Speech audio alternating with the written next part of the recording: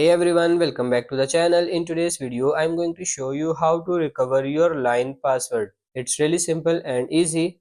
So first of all, make sure you have successfully downloaded the Line application in your mobile and then simply open it up. Once you are inside application and you are trying to log in, let's say you forgot your password. If you are seeing any screen such as enter your passcode, just make sure you know your email that you used to register in this account which you added. So just simply click on this login with another method, and then simply you can see you can tap on this login with phone number, with Apple or with Google account.